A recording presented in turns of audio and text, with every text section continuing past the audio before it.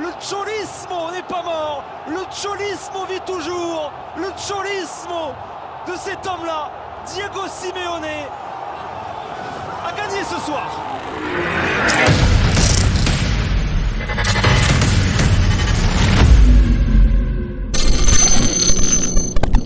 Bonjour les amis, j'espère que vous allez tous très bien, très content de vous retrouver pour cette nouvelle vidéo avant-match du Barça vs Atlético Madrid ce dimanche soir au Montjuïc. Alors c'est la première fois qu'on se retrouve enfin pour faire une nouvelle vidéo avant-match où le Barça a produit quand même un contenu beaucoup plus intéressant que les boosts qu'on a vécu. Donc je suis très content pour faire cet avant-match là. Alors on va commencer directement par l'enjeu de ce match-là qui est capital. L'enjeu de ce match-là, c'est tout simplement le classement de la Liga. Parce que quand on regarde actuellement le classement, le Real Madrid est premier avec 35 points. Girona qui a fait match nul avec l'Atlético Bilbao lors de la dernière journée de la Liga se retrouve deuxième à égalité du point avec le Real Madrid, mais à la différence de but. Donc ils sont deuxième de la Liga. Et le troisième, figurez-vous que ce n'est pas le Barça, mais c'est bien sûr l'Atlético Madrid à 31 points et le FC Barcelone 4e à 31 points. La différence se fait au niveau du goal average. Ils ont une meilleure différence de but que le Barça. Mais figurez-vous que le Barça est 4e derrière l'Atlético avec 14 matchs joués.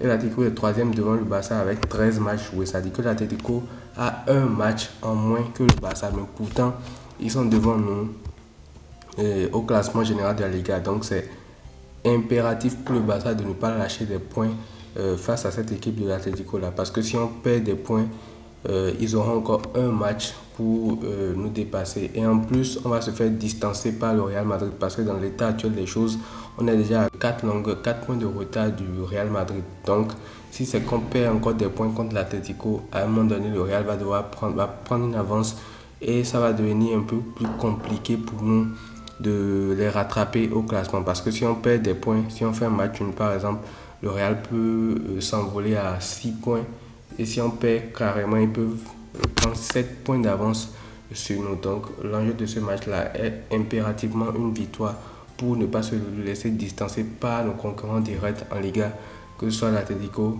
que ce soit Girona et que ce soit le Real Madrid également. Donc voilà, on passe maintenant au deuxième point qui est la forme actuelle du Barça. La forme actuelle du Barça, quand on regarde globalement, à part le match du FC Porto, et d'ailleurs quand on prend les derniers matchs du Barça, c'est toujours un Barça à réaction qu'on a. Un Barça en deuxième mi-temps qui produit du jeu, après avoir encaissé un but en première mi-temps, après avoir fait n'importe quoi en première mi-temps. Mais il faut avouer que cette victoire contre Porto qui nous qualifie en huitième de finale de la Ligue des Champions, une première depuis 2021, et la possible première place qu'on pourrait avoir si on ne fait pas de bêtises lors de la dernière journée, ça amène quand même le Barça avec un peu plus de confiance, un peu plus de sérénité que si on avait fait un match ou qu'on avait perdu contre le FC Porto. L'Atlético Madrid de son côté est sur une bonne dynamique avec 4 victoires sur ses 5 derniers matchs. 4 victoires sur ses 5 derniers matchs. Sa seule défaite c'est contre Las Palmas en Liga 2, mais sinon il n'y a que des victoires. 3-1 contre Feyenoord, 1-0 contre Mallorca, 3-1 contre la Sociedad. Donc voilà, l'Atlético Madrid est sur une très très bonne dynamique, et d'ailleurs ce n'est pas pour rien, c'est un style de jeu qui s'est métamorphosé, parce qu'on n'est plus sur du tourisme typique de Diego Simeone. Aujourd'hui maintenant l'Atlético Madrid est une équipe qui produit du jeu, qui ne se contente plus de défendre derrière et de jouer simplement en contre. Bien vrai, ils défendent toujours aussi bien, mais c'est une équipe aussi qui est capable de produire du jeu, et ça passe par leur maître à jouer qui n'est rien d'autre que Antoine Griezmann. Antoine Griezmann qui subit un renouveau depuis son retour à l'Atlético en provenance du FC Barcelone. Il est devenu le joueur régulier qu'il n'était pas le passé. Il est actuellement en très très grande forme. Morata également, le buteur de l'Atlético, est aussi sur une très bonne dynamique actuellement. Donc il va falloir traîner cette équipe de l'Atlético Madrid là, qui est sur une bonne dynamique, mais on n'a pas le choix. Il faut maintenir la distance au classement avec nos rivaux directs, et il va falloir les battre forcément. Alors on revient maintenant sur le résultat des 5 dernières confrontations entre les deux équipes.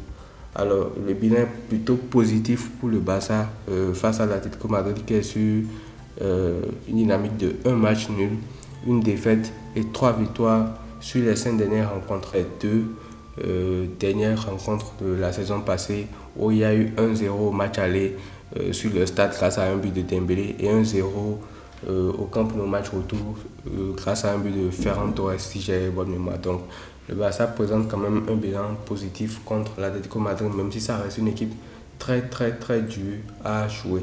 Pour contrecarrer cette équipe, il va falloir aligner donc un 11 compétitif. Et voici mon 11 idéal pour ce match-là.